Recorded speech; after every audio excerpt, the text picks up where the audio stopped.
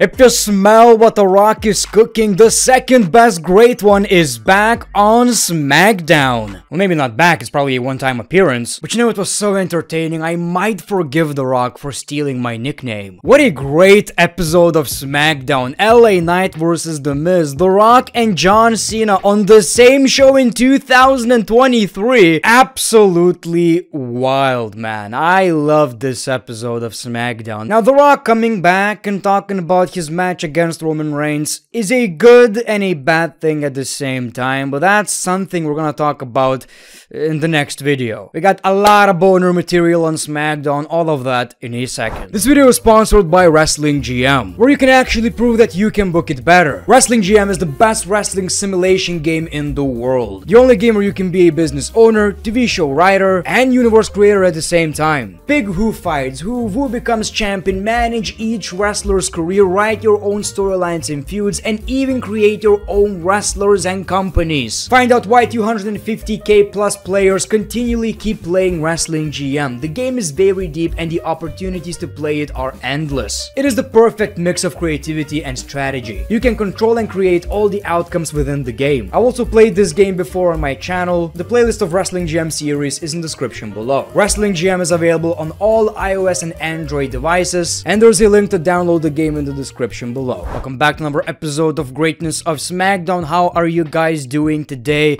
Why don't we just start from the beginning of the show? The show kicks off with Pat McAfee. Already a big surprise. He's happy to be on the best TV show, Friday Night SmackDown. He was just up the road. There was no way he was going to miss the chance to appear on SmackDown. We see Austin Theory and says they have some unfinished business. These two guys were dressed like a tag team. They compare their physiques. He threatens to drop Pat McAfee and says this is Austin Theory's show. Pat McAfee says this is not Austin Theory's show. This is the people's show, and you know what that means. Oh my god, the biggest return in pro wrestling is about to happen. I was so excited for John Laurinaitis' people power. But we got the second best thing coming, which was The Rock. The Rock's music hits, the place goes wild because it's The Rock, Dwayne The Rock Johnson, the Scorpion King. Man, just The Rock's entrance is one of the biggest highlights of the year so far in pro wrestling. This is wild. Theory asks if he knows whose ring he's in, and The Rock tells him to shut up. Theory talks about how great he is. The Rock wanted to speak, but Theory cuts him off and says, "It doesn't matter what you say." Well, it does matter, and more importantly, it matters what the people say. He asks the people if they want to see him beat up Theory. They also made some Stone Cold Steve Austin references, and I was like, okay, is Stone Cold Steve Austin coming out? But he didn't. The Rock spoke on behalf of Stone Cold Steve Austin, and he said he's gonna whip his ass. And then The Rock played with the crowd like no one else could. He said, half of the arena chant "you are," the other half chant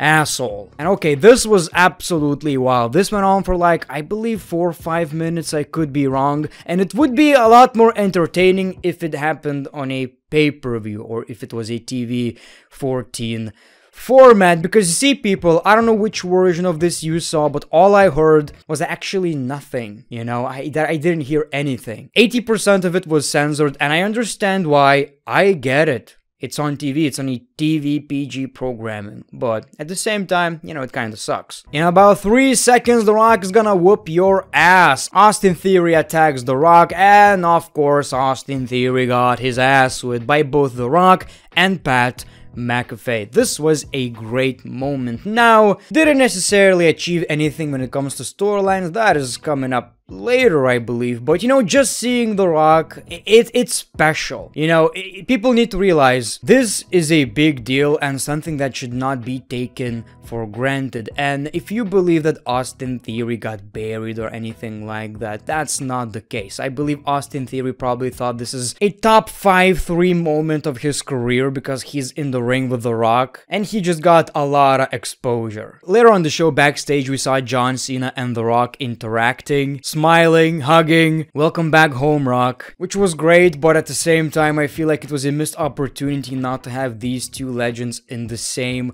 ring at the same time, roasting Austin Theory, hitting a couple of finishers. You know, I wish we got that. We did hear rumors about The Rock being backstage, but nobody knew he's going to be on SmackDown, so I'm happy we got that. Man, just like I've said, so many legends, so many interesting matches. This was a great episode of SmackDown. And it's crazy because it's not necessarily an episode that really worked on rivalries as much as you would like to, but we got a lot of great moments. The funny thing is, everything with The Rock was very, very long, and we had like 4 matches already announced.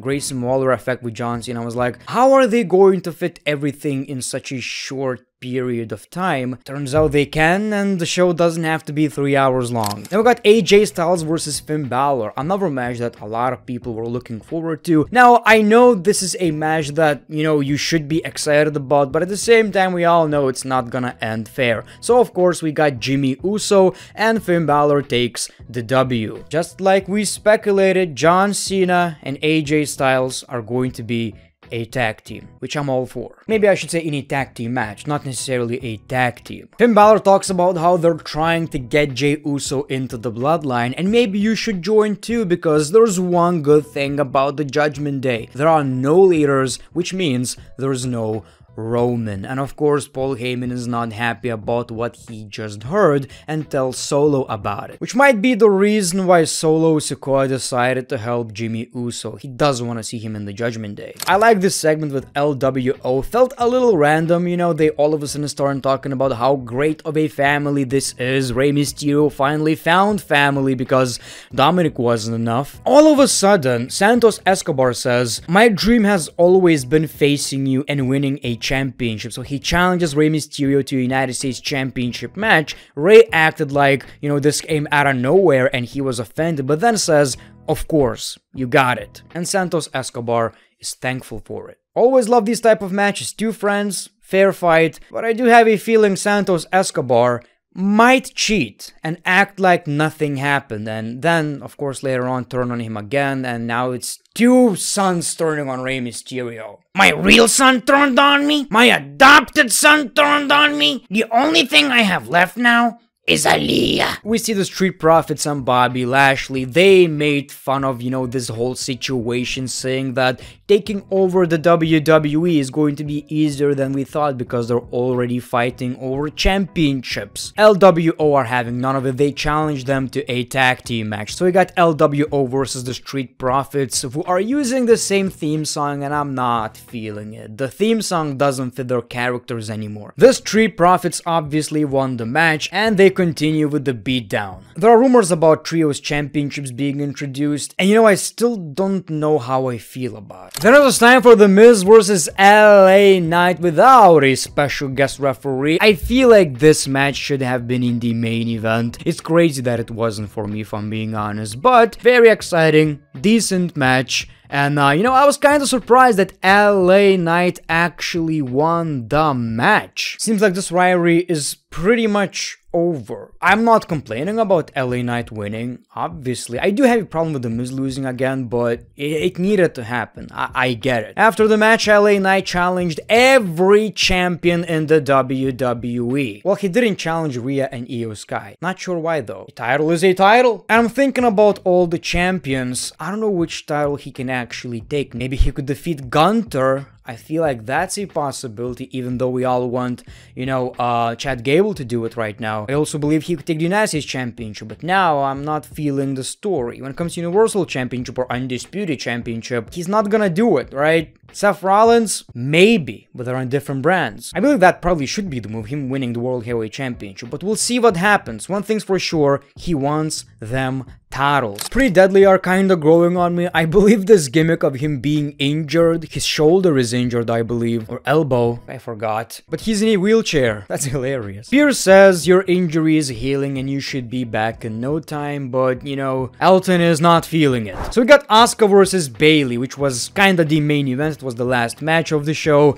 and it's alright, you know, but I just feel like LA Knight versus The Miz was the more interesting match out of the two. Now, the match was okay. Again, we got Shotzi, and Asuka won the match. So I believe Asuka right now is a babyface. I could be wrong, I believe she was a heel before. It was time for the Grayson Waller effect with John Cena, and it's the same thing again. Grayson Waller doesn't allow John Cena to speak. He keeps acting like he's the star of the segment, until Cena had enough and he was ready to throw them hands. Then we see Jimmy with a banger theme song, and he tells Cena nobody wants you here. Everyone came to see him instead. We also saw Solo Sikoa and Paul Heyman. It looked like Solo is about to hit Jimmy Uso, but he basically tricked John Cena. Thankfully for John Cena, AJ Styles came in with the save, which basically confirms we are getting a tag team match, I believe at the next pay-per-view. Not even sure which pay-per-view is it. Now, if I'm being honest, I would like to see something bigger with John Cena. I believe a lot of us can relate. John Cena in a tag team match is not necessarily the best case scenario, but at this point, maybe it's nitpicking. It's John Cena, he's going to wrestle. I believe that should be enough. And we don't know how good John Cena is in the ring. Maybe he's not confident enough. Maybe he wants to work with more talent than one. I'm not even sure. But this is gonna be very beneficial to Solo Sikoa and Jimmy Uso. So that was your SmackDown. The Rock is back. Unfortunately, only for one night, but yeah, he basically said he might face Roman, so we'll see. I wonder how Cody feels about that. Thank you for watching this video. Like, subscribe if you already didn't, click that notification to help the channel. The Great One, peace, love, and hugs. It's been a pleasure.